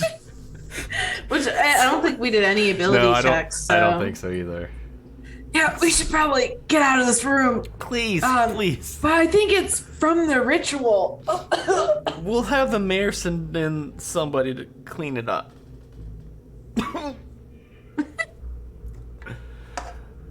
And yeah, with that, I think we'd be able to head back to the mayor and collect our non-existent gold, since we did that pro bono, apparently. Yeah. Yeah. Kindness of our hearts. Yeah. Excuse me. So yeah. Thank you all for watching. Usually, what this is oh, I get it now. It says a Toolbox Solo Adventure. Whoa. So this is actually called, if you want to get the full toolbox, it's called the Solo Adventurer's Toolbox. It's on DM's Guild for like $15, and it is, I can tell you, 167 pages. And it's got a lot more tables. Cool. It's got way bigger clue tables. It's got way bigger random encounters and maps and things like that. And it's got stuff for like traveling over Arctic and coastal. But what this adventure that Cage and I just ran was specifically somebody's journey that while they were playtesting it, Paul then went through and took relevant like random encounters and stuff and put them all together. Because I mean, as you could tell, everything kind of fit in, with that. Like every room we encountered made sense to be in a crypt. And I think it may be more randomized if you don't run an adventure like this, but either way, I had a lot of fun. I could have used some more encounters, but we rolled really good. Yeah, we rolled too good. Yeah. We rolled too good. Hey Cage, you want to plug anything before we go? Yeah, there's this really neat podcast I think y'all should listen to. It's called Eclipse, and Soul Red will be a part of that coming up soon. But yeah, you can check me out on the DM's Guild. I also stream, and yeah, you can find all my socials and stuff at ragecagerugger.com. And there's actually a pretty cool promo going on right now where if you purchase, oh my gosh, now I'm gonna forget the name of the adventure. If you purchase the one-shot adventure by George Sanders called Save the Goblins, he will you just show him proof of that purchase and he will send you a free copy of my Warlock subclass called the Storyteller and Otherworldly Patron. And each of those purchases gives money to scholarships for the Storytelling Collective, which is the organization that helps put on like the Your First Adventure workshop and stuff like that. So buying Save the Goblins helps fund scholarships, so it's kind of cool. And that is very, very cool. I love that Jeez, what's that workshop actually called? Adventure? No. The RPG Writer Workshop? Yes, that one. Yeah. Yeah. So they do like a Write Your First Adventure and a Write Your First Encounter workshop. Yeah, I did the Write Your First Adventure before I had published my Scrimmore Academy one-shot thing. I ended up pretty much not finishing in time of that didn't really necessarily come out of the workshop, because in that workshop I was working on a different adventure that is yet to be published, may never get published, I don't know, because it's a lot of work making these things. A lot of work making adventures, and I really like this one I was working on, but boy, I fell behind the wayside on that RPG workshop, just because like I was also working on the Scrimmore one and also doing other stuff, but that thing is amazing, and it produces a lot of really good writers. How I wrote Brewski Jubilee to Having to Hold and Royal Icing all came out of Write Your First Adventure workshop. It's amazing the way that it's like the way that it's organized. It was helping me a lot, and like I said, I just kind of like fell back on all the courses and stuff, but that's how we found a lot of new authors, and I always want there to be more DM's Guild authors, because One Shot Onslaught relies on those authors. We ran Kaylee Bradley. Oh God, I hope I'm getting that name right. Kaylee Bradley, I think. Her Vital Vintage one shot. We ran that on One Shot Onslaught, and I remember that one. Jeez, that was a good one. We had a good cast for that one too. We got to run that with Tim Lanning and Brian. Kat Kruger was on that one. Kat Kruger. It was and then Brian Judkins from Encounter Party. It was a really that was a stressful night for me, but it was a lot of fun. And I don't know if you know this, Adam, but Ashley Warren, who runs all of the Storytelling Collective and RPG Writer Workshop, actually has Solo Adventure. That was the first one I've ever ran, ever. Oh, really? I ran that before. I enjoyed that one. I streamed that one too, and I had a friend do it with me. I ran that, so that was before solo rolling was a thing. That was I had been following Ashley Warren's work before that, I believe, and then once you released that, I was like, oh, that's cool. You can play Dungeons and Dragons by yourself. And I did a stream, like just a really crappy stream, just, like hardly had a good layout or anything. And it was the very first solo adventure I ever ran, and then I was hooked from there. And then I did a few others before I was like, hey, let's make this like a structured show. She was supposed to come out with parts 2 and 3 this summer, but I know she is pretty busy. Oh, yeah. So, she's got quite a bit going on. I'm guessing those fell back, but yeah, I'm excited for those. Yeah, and Randall mentioned in chat that the RPG Writer Workshop introduced stuff like visual accessibility. And like that's like the thing about it, too, is that a lot of folks are like, oh, how hard is it to write your own adventure? I DM all the time. I have all this material. But it's totally different writing an adventure for public consumption than for your home party, because you want to make sure it's accessible to everybody and that it play tests well and stuff like that. I ran so my only adventure I've got published, Tournament of Tokens, I had ran that on Halfway to Heroes. It's the first arc of Halfway to Heroes, and I had ran that, and I had 10 12 pages of notes or whatever. So, like, I had the adventure ready, and then I was like, oh, I can make this into a DM's Guild adventure so people can play it also. And it took me, like, a year just to make it. When I already had the idea and all my notes and everything, it still took me a year to get it actually put onto formatting and stuff like that. So, yeah, it's a lot. That's why I said I will probably never release the one I've got, which is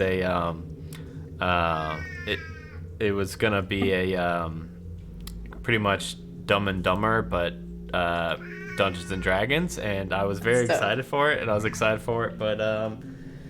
we'll see if that ever sees the light of day or not. But so thank you all for watching. If you're not following us, please do. We're trying to hit 500 followers this year. And also, speaking of the Twitch channel, we may be doing a one-shot tomorrow night, kind of like a random DM's Guild one-shot that I have yet to pick or even like put a group together for or anything. But my wife and I have some free time tomorrow, so we might play a one-shot on stream. Nice. So stay tuned for that. See if we're going to be doing a Deems Go to one-shot there. And Halfway to Heroes Campaign 2 launches Tuesday. So if you're not following Halfway to Heroes, that's my first ever homebrew game, and we're just now starting Campaign 2 after like a 4-month break. Yeah, and we've got 2 new special projects coming out in October. You'll have to keep your eyes open. We're going to be teasing those throughout September. And yeah, Cage, thank you so much for joining. Yeah, no, thank you, Adam. Kept this on the rails for the most part. I don't know about that. Well, there was so many times that I was doing it so wrong. And you're like, oh no, I don't think so. So yeah, thank you. Next time the mayor asks you to do something like this, just tell him no. Also, everybody, Cage signed up for this maybe like an hour before, like an hour before we went live. I was still at work, and you were like, "What are you doing tonight?" I was like, "I don't know, probably playing some D&D, I guess." Doing some laundry, yeah, So I was gonna. I mean, you could play this solo. I was gonna do it solo, and then I was like, you know what would be more fun? We get Cage in here too. Yeah. So yeah, thanks for joining, especially on such short notice. That definitely made this a way more enjoyable night. I had a lot of laughs, so thank you.